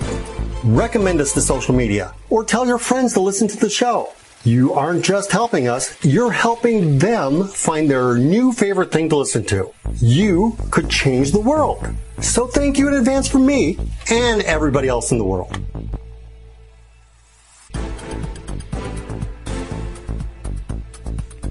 All right, welcome back now to the Kagro in the Morning Show here on Netroots Radio. Did I not share this already? I'm thinking about this. I felt like I may have. Did I fit it in possibly for the Thursday show? What date was Thanksgiving? I gotta look back because this is dated from the 24th, and I feel like it's possible I may have brought this up already. Yeah, so Thanksgiving was the 25th. If it came out on the 24th in the afternoon, I might have been able to sneak it into the Thursday program. If I didn't, I will let you know that Virginia Lieutenant Governor-elect Winsome Sears praised the jury's verdict in the Arbery case. I did notice immediately following the case, the verdict there in Georgia, and I think maybe we did include it because I think I did. After finishing up the recording, think, by now everyone will be talking about the verdict in the case, and we taped ahead of time, and we lost out on this. But anyway, people were casting about, at least on Twitter, for, hey, there were plenty of Republicans chimed in on the Kyle Rittenhouse case. Are any of them going to chime in on this case where we at least got to a guilty verdict for the murderers of Ahmaud Arbery? And it was pretty quiet.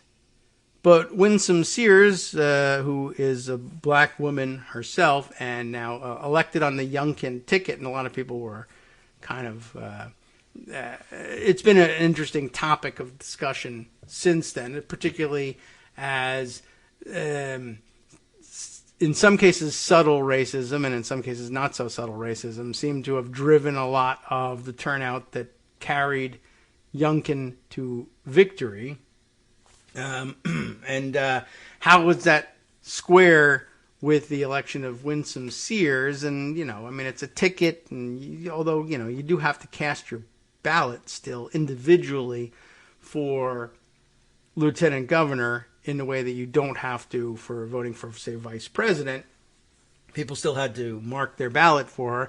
But you wondered about the less subtle racists among the group and how they squared what they were doing at the ballot box. Although there's every possibility that they had no idea she was black. That's possibly true, too. But anyway... there was some question in my mind about whether she was going to toe the line every time on deplorable MAGAism. And there was some indication from her past as a state legislator that she might not. And indeed, she didn't, insofar as staying silent seemed to be the deplorable MAGA Trumpist elected officials' reaction of choice to the verdict in Georgia, and she didn't. Lieutenant Governor-elect Winsome Sears, it is reported here in The Hill by Julia Manchester, praised the guilty verdicts in the trial of the three men charged in the death of Ahmaud Arbery on Wednesday. Guilty as charged, Sears said in an interview with The Hill, their own reporting.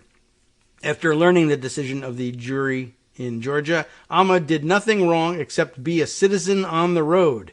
He should never, ever, ever have lost his life for simply being, she continued. That's a pretty strong and clear-headed statement, I would say. The lieutenant governor-elect's comments came after three men, Travis McMichael, his father Gregory McMichael, and William Roddy Bryan, were all found guilty on all counts. Well, I guess not on all counts necessarily. I read an extra all in there, but all found guilty on counts of murder. In February of 2020, you know the story. I don't think I need to retell it. Sears, who is the first black woman to be elected to the lieutenant governor's office in the state, Commonwealth, okay, went on to recall a past incident in which she was stopped in her own neighborhood for collecting bricks at a construction site. Sounds familiar. The sheriff came by and thought maybe I was stealing them, and I said, no, I did get approval from the site supervisor. I'm not certain why you would be doing something like that or ask for such approval. Wise to do so, I guess, if you're going to collect bricks, but apparently the uncollected bricks were driving her crazy or worrying her for some reason, and she went ahead and got permission. Wednesday's verdict comes days after Kyle Rittenhouse, you know about him, was acquitted of all charges against him on Friday after fatally shooting two people and injuring another during protests in Kenosha, Wisconsin last summer after the police shooting of Jacob Blake. Sears told The Hill that both verdicts, she has to remain a Republican here, both verdicts show progress in the United States. Nothing is ever perfect, but it certainly is not 1963. What's 1963? 1963 was when, she says, my father came to America and justice was not as truthful as it is now, she said. We have to acknowledge that we have come a long way. Anyway, that's interesting just in terms of the family history of Winsome Sears as well. I don't know what her mother's family is like, but okay. Anyway, very interesting. And it was nice to see her do what I think was the sensible thing and say something sensible about it, as opposed to saying, my loyalty is to Trumpist Republicans and they are angry about this verdict because they are overt racists. I really shouldn't be indulging that. And it wasn't clear that others would do that. And she did. And so I'll take it for what it's worth and put it on the record. All right. Let's see. Other interesting items to share. Let's see. Oh, gosh, there's so much. Why don't we knock this one out here? I saw this tweet this morning, which I thought was worthy of note. Comes from Daniel Wessel, Deputy Communications Director for what is the Twitter account here is The Democrats. And I'm not clear whether is that DCCC, is it DNC? I'm not really sure, but a Democratic operative and Deputy Communications Director, Daniel is, saying Republicans, saying correctly, I think, Republicans are actively working to prolong this pandemic by flaunting the same benefits they refuse to give Americans struggling through no fault of their own. In other words, he's pointing here to the Axios piece in which it is reported by Andrew Solander, Elena Treen, and Steph W. Kite, K-I-G-H-T, GOP courts anti-vaxxers with jobless aid. Republican officials around the country are testing a creative mechanism to build loyalty with unvaccinated Americans while undermining Biden administration mandates, unemployment benefits. Driving the news, Florida, Iowa, Kansas, and Tennessee have changed their unemployment insurance rules to allow workers who are fired or who quit, which is really against the rules, over vaccine mandates to receive benefits. The bigger picture, extending unemployment benefits to the unvaccinated, is just the latest in a series of proposals aligning the GOP with people who won't get a COVID shot. Republicans see a prime opportunity to rally their base ahead of the midterms. No matter how successful their individual efforts, the campaign is a powerful messaging weapon.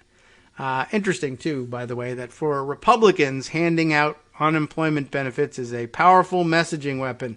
For Democrats, handing out unemployment benefits is something no one ever hears about and is actually a huge problem for Democrats because they don't tell anybody about it and claim no credit for it, and also it's going to destroy the economy and throw us all into a tailspin of debt or something.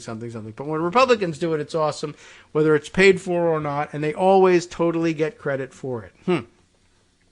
Some more details on this. 9 GOP-controlled states have passed laws requiring exemptions for the Biden administration's vaccine mandate or banning private companies from requiring vaccination altogether, according to the National Academy for State Health Policy. Several states have made it easy as possible for workers to claim exemptions, allowing them to opt out on philosophical grounds on requiring businesses to accept all requests for religious or medical exemptions without proof, or requiring, I should have said. Legal uncertainty created by a wide variety of new vaccine exemptions in Florida, including for past COVID-19 infections and anticipated future pregnancy, that's really all you have to do, prompted Disney World to suspend its vaccine mandate on Tuesday. So I guess don't go there. In Congress, Senator Mike Braun of Indiana is leading a formal challenge against the federal vaccine mandate using the Congressional Review Act, the official process for Congress to eliminate an executive branch rule. But you have to actually win a majority there in order to make that work. The resolution is guaranteed a vote on the Senate floor, according to Braun's office, which could come as early as December. At least 20 bills have been introduced to chip away at Biden's mandates. The backdrop, as Axios puts it here, on September 8th, of course, Biden announced a new rule requiring businesses with more than 100 employees to implement vaccine mandates, affecting roughly 80 million private sector workers, as well as millions of federal workers and contractors. Okay, so up to speed on that one. Oh, actually, that reminds me of something else that I might be able to retrieve if I can look back in my own Twitter feed to yesterday, just about vaccines, mandates, etc. A historical nugget of sorts. Where did I see this thing? Yeah, a couple more hours down the line here before I find it again. There it is. And our old online friend, and now still with us on Twitter, Democratic Luntz, you all remember him, noting for the record this clip, from NPR's write-up? What's the article that he's taking this from?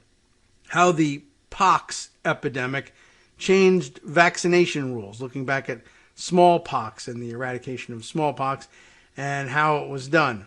This a piece heard on NPR's Fresh Air. Historian Michael Wilrich was planning to write a book about civil liberties in the aftermath of September 11th when he stumbled across an article from the New York Times archives. It was about a 1901 smallpox vaccination raid in New York when 250 men arrived at a Little Italy tenement house in the middle of the night and set about vaccinating everyone they could find. How interesting is that? And as Democratic Luntz was pointing out, by the way, just he labeled the piece in his tweet there, return to tradition. But interestingly, and I don't know if this is what he was trying to hint at here, using the U in return, using a V on the keyboard anyway, to me hint at the weird use of the Romanized U, which it looks like a V to us, by European identity people, or Identity Europa, as they once called themselves.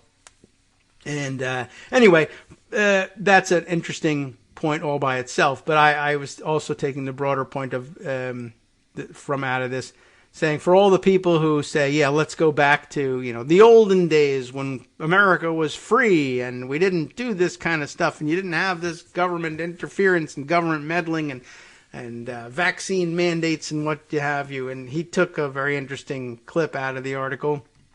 How long is it? Can we read through the whole thing? Because it's really kind of interesting. Wow, it's a lot longer than I thought. But maybe it's worth the time for the historical perspective. You can get an idea of what's going on here from that first paragraph. So, as we mentioned, it was a raid, as it's referred to, a vaccination raid in New York, in Little Italy. There were scenes of policemen holding down men in their night robes. Remember, it's 1901. While vaccinators began their work on their arms, Wilrich tells Fresh Air's Terry Gross. Inspectors were going room to room looking for children with smallpox, and when they found them, they were literally tearing babes from their mother's arms to take them to the city pest house, which housed smallpox victims. So, why not? Let's go back to the old days when America was free, right? The vaccination raid was not an isolated incident. As the smallpox epidemic swept across the country, New York and Boston policemen conducted several raids, and health officials across the country ordered mandatory vaccinations in schools, factories, and on railroads. In Pox, An American History, Wilrich details how the smallpox epidemic of 1898 to 1904 had far-reaching implications for public health officials as well as Americans concerned about their own civil liberties. By the way, I guess we should obviously note at this point, they weren't doing this in the ritzy parts of town. They were doing this to the poor people. And so by no means is it a solution in itself or even a net positive thing that they were doing this. The civil liberties where they concerned poor people and immigrants were non-existent. Where they concerned the upper classes, of course, although they may already have been vaccinated. They might have sought it out, voluntarily, but they would certainly never have conducted a raid like this in the upscale parts of town. So definitely worth noting. Let's see. 110 years ago, he continues here, vaccination was compelled by the state, he says, but there no effort. There was no effort. There was no effort taken by the government to ensure that vaccines on the market were safe and effective. We skipped that part. We live in a very different environment today where there are extensive regulations governing the entire vaccine industry. At the turn of the 20th century, explains Wilrich, there was little to no regulation governing the pharmaceutical industry. Many people were forced to receive the vaccine, most of the time against their will. And maybe they even had better reason for it. There was one episode, he says, in Middlesboro, Kentucky, where the police and a group of vaccinators went into this African-American section of town. Again, your poorest section of town, I'm sure. Rounded up people outside this home, handcuffed the men and women, and vaccinated them at gunpoint, says Wilrich. It's a shocking scene and very much at odds with our daily held notions of American liberty. I think very true. People infected with smallpox would also be quarantined against their will in large isolation hospitals called pest houses. We'd come up with a new name for that these days, I'm sure. People would literally be dragged there against their will, he says. Some of the most poignant scenes are when mothers are fighting with health officials to keep their children in their own homes rather than have them be taken off to a pest house. People at the time rightly associated pest houses with death. I would imagine they would, yeah. That's where someone was taken to die. Next up, a section entitled Resistance to Vaccinations. From the very start of the organized vaccination campaign against smallpox, there was public resistance, says Wilrich. The battle between the government and the vocal anti-vaccinators came to a head in a landmark 1902 Supreme Court decision where the Supreme Court upheld the right of a state to order a vaccination for its population during an epidemic to protect people from a devastating disease. Hello. But at the same time, the court recognized certain limitations on that power, that this power of health policing was not absolute and was not total, and there was a sphere of individual liberty that needed to be recognized, said Wilrich. Measures like this needed to be reasonable, and someone who could make a legitimate claim that a vaccine posed a particular risk to them because of their family history or medical history would not have to be vaccinated. I bet that was all litigated properly in the handcuffing people outside the tenement apartment building scene. In addition, the Supreme Judicial Court of Massachusetts stipulated that a state couldn't forcibly vaccinate its population.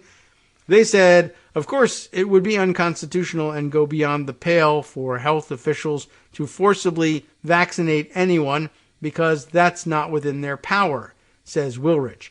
And I think that's really a shout out to the Boston health authorities who are employing forcible vaccination all the time in the poorest neighborhoods of the city. So that point there being made. By the way, note to self for future programming on the question of the use of the phrase beyond the pale. I'd like to look into the etymology of that one and see whether that's something that needs to be exercised from the vernacular. But that would be a distraction for now. But I got to put it on record. Anyway, because so many refused to get vaccinated, there were isolated incidents of smallpox outbreaks in the United States until 1949, says Wilrich. It wasn't until 1972 that the U.S. government decided to stop mandatory vaccination against smallpox, in part because the disease had been largely eradicated. Yeah, I mean, I've been watching people bring up the example of George Washington vaccinating the troops against smallpox. And so for hundreds of years, they had vaccination techniques, and they just couldn't enforce them or make them mandatory. I guess until this effort to do so. But even so, the resistance to it kept the disease lingering for another 50 years. All right, next up, the current anti-vaccine controversy. In 1998, the British medical journal The Lancet published a report by Dr. Andrew Wakefield suggesting, the whole thing, right, that there might be a link between autism and the measles, mumps, rubella, or MMR vaccine. This paper was thoroughly discredited and debunked, but the idea that vaccines might somehow be the cause of autism stuck. Don't fall for it again, YouTube. This is a debunking of this. And so, according to some of the most recent studies, something like 1/5 of all American parents believe that vaccines cause autism. This is simply not true. It is not true, YouTube. Not true. But it's a powerful association in the public mind. Wakefield is no longer allowed to practice medicine in England, by the way, and the Lancet withdrew the study in 2010. In January 2011, the British Medical Journal said that the study wasn't just wrong, it was a deliberate fraud that altered key facts to support the link between vaccination and autism, which wasn't there in the first place. Even though the study was discredited, many people continue to believe the link between vaccinations and autism is a thing, says Wilrich. In 2003, according to the CDC, there was something like 22% of American parents of young children refusing one or more vaccines for their children. 5 years later, that percentage had nearly doubled to about 40% of all Americans. So the vaccine controversy today is one of the most important public health crises we face in America. And, he says, public health officials can and should do more to inform the public that the American Academy of Pediatrics, the American Medical Association, and the CDC all believe that vaccines are safe. I think this is time for doubling their efforts to spread the good word about vaccines and also have a candid public discussion about the risks and benefits, he says. There's no more opportune moment than the present to launch a new publicity campaign around vaccines. Viruses spread in human populations from person to person, and if you have a vast majority of a community vaccinated against that virus, the virus will simply never have a toehold in that community. Now back to New York in 1900. Manhattan's West 69th Street, no longer runs from West End Avenue to the old New York Central Railroad tracks at the Hudson River's edge. In the space now occupied by aging high-rise condominium towers and their long shadows, there once stood a low-slung street of tenements and houses. At the turn of the 20th century, it was said to be the most thickly populated block in the most thickly populated city in the United States of America. Someone called it All Nations Block, and being a pretty fair description of the place for a while, the name stuck. A brisk walk from the fashionable hotels of Central Park West, All Nations Block was a rough world of day laborers, bricklayers, blacksmiths, stonemasons, elevator runners, waiters, janitors, domestic servants, bootblacks, tailors, seamstresses, the odd barber or grocer, and, far outnumbering them all, children. Each morning the children streamed east to public school number 94 at Amsterdam Avenue, or to the crowded kindergarten run by the Riverside Association at 259 West 69th Street. That same foot-worn building housed the Charitable Association's public baths. In any given week, 400 men or more paid a nickel for a towel, a piece of soap, and a shower that had to last. The tenement dwellers of All Nations Block did not choose their neighbors. It was the kind of place where an itinerant black minstrel actor, feeling feverish and far from his southern home, could find a bed for a few nights.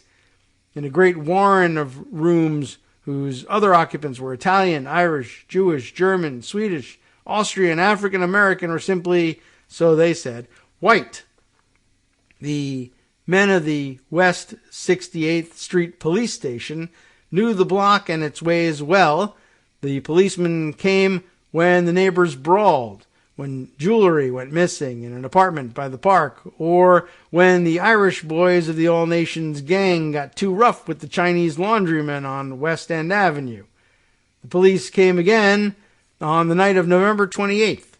A forlorn and drunken stonemason named Michael Healy, imagining himself to be under attack in his room.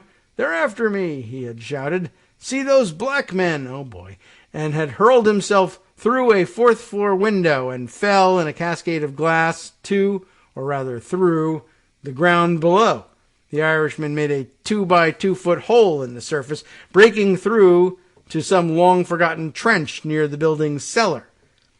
A neighborhood boy ran to the Church of the Blessed Sacrament on West 70th Street and summoned a priest.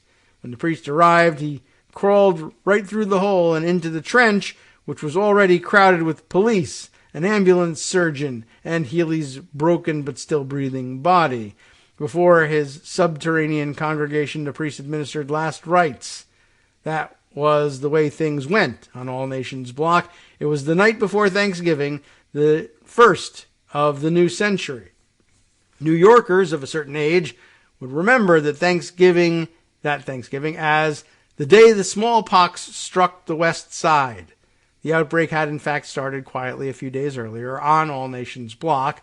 The city health officers found the children first, 12-year-old Madeline Lyon on Tuesday, and on Wednesday, a child just across the street, identified only as a white boy 4 years old. For the health officers to diagnose the cases with any confidence, the children must have been suffering for days with raging fevers, headaches, severe back pain, and likely vomiting, followed by the distinctive eruption of pox on their face and bodies.